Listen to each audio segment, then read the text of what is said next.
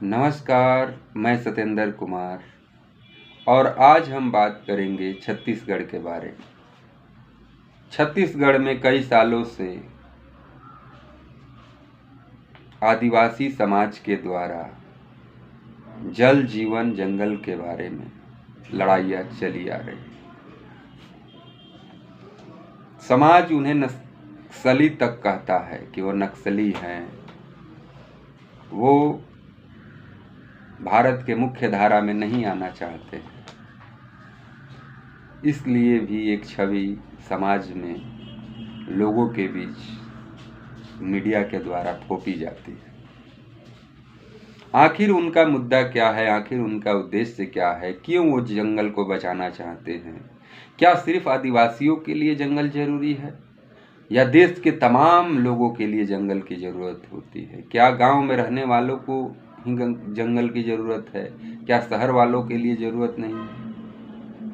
आखिर हसदेव अरण्य को बर्बाद करने वाला कौन है? भारत सरकार है, छत्तीसगढ़ सरकार है, या जो अडानी जो प्रोजेक्ट अपना चला रहा है बिजली बनाने के लिए, या वो सारी जनता है? तो चलिए इसी विषय पर आज बात करेंगे। कुछ दिन पहले आपने देखा होगा कि भारत सरकार ने विदेश से, साउथ अफ्रीका से चीता लेकर आई थी कि हम बहुत जंगल के जानवरों के प्रति कितना प्रेम रखते हैं कि भारत में चीता नहीं है तो चीता होने चाहिए।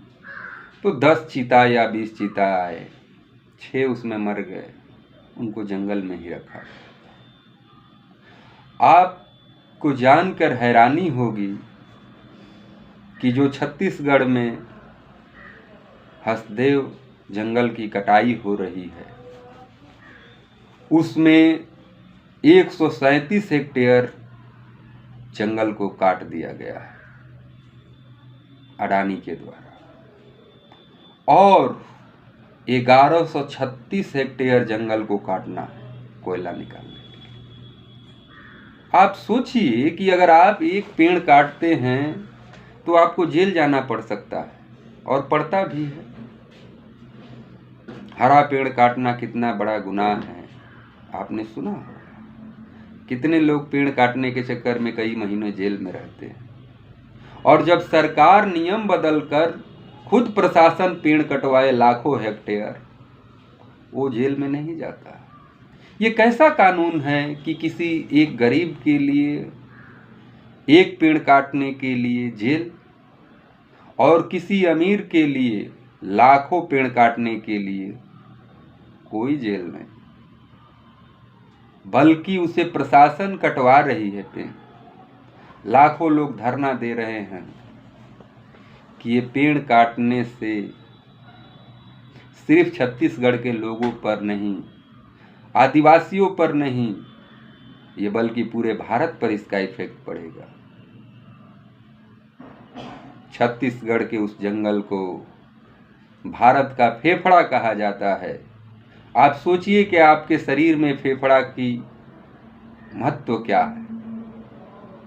आप बिना खाए बगैर 5 दिन 10 दिन रह सकते हैं। बहुत लोग नवरात्रि का व्रत करते हैं, 10 दिनों तक बिना खाए पिए रह सकते हैं, लेकिन आप सांस लिए बगैर कुछ मिनट भी नहीं जी पाएंगे,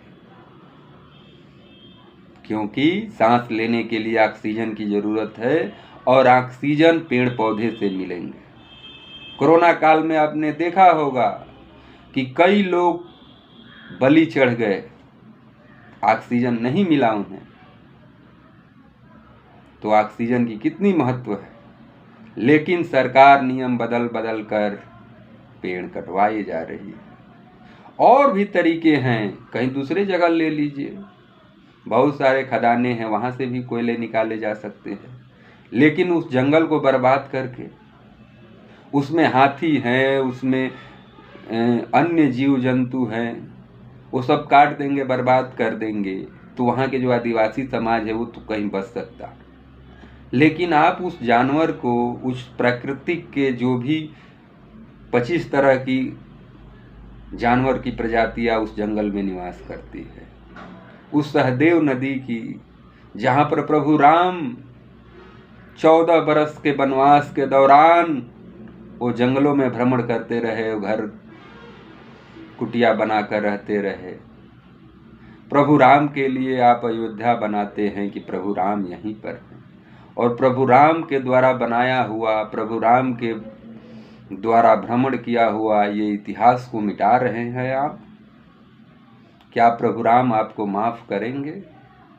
ये तो प्रभु राम ही बता सकते। दूसरी बात दोस्तों, कि उस जंगल से जो आदिवासी परिवार हैं 70 से 75 हजार साल के अपना मजदूरी निकाल लेते हैं। औषधियों का भंडार है, फल है, लोगों को ऑक्सीजन देता है, उस चीज़ को बर्बाद किया जा रहा है और कोई राष्ट्रीय मीडिया इस चीज़ को नहीं दिखा रहा है। कोई आदिवासी नेता इस बात को नहीं उठा रहा है। देश के महामहिम राष्ट्रपति द्रौपदी मुर्मू जी, जिन्हें यह कहकर राष्ट्रपति बनाया गया कि वो आदिवासी समाज की हैं, वो भी आवाज़ नहीं उठा रही हैं। और ये बात सिर्फ छत्तीसगढ़ के लोगों के लिए नहीं होती, ये पूरे हिंदुस्तान के लिए ज़रूरत है ऑक्सीजन।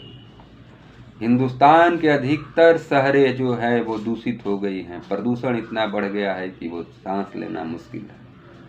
और उस समय में हम तरह तरह के कानून बदल के लोगों की ज़मीनें हड़प रहे हैं, प्राकृतिक संसाधनों की लूट हो रही है, और इसमें नेता गण जो हैं, जो भी सरकार सत्ता में हैं, वो बड़ी बड़ी कंपनियों से चंदा लेकर और उन्हें हिंदुस्तान की सारा संसाधन मुफ्त में दे रही है और हिंदुस्तान को तबाह कर रही है। शासन के 3 अंग है, आपको पता है? नहीं पता है तो जान लीजिए। विधायिका, कार्यपालिका और न्यायपालिका। विधायिका का काम है कानून बनाना। वही विधायिका जो चुन के जाते हैं लोग और वो कानून बनाते हैं, और चुनाव में लाखों करोड़ रुपया उन पूंजीपतियों से चंदा लेते हैं जिनके लिए वो कानून बनाते हैं। दूसरा कार्यपालिका। कार्यपालिका जो है उसका काम है उस कानून को लागू करना।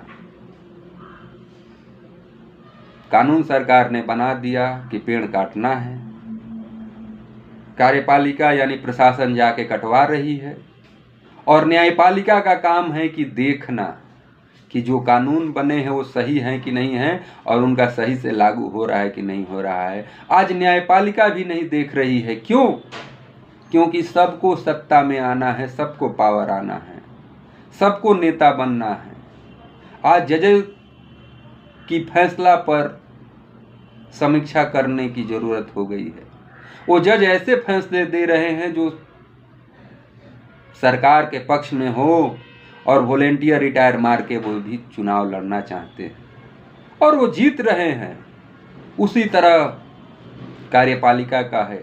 जितने आईएएस अधिकारी हैं, आईपीएस अधिकारी हैं, वो सरकार की तरफदारी करते हैं, सरकार से प्रेरित होकर वो काम करते हैं और उन्हें रिटायरमेंट करा के अच्छे अच्छे पद दिए जा रहे हैं।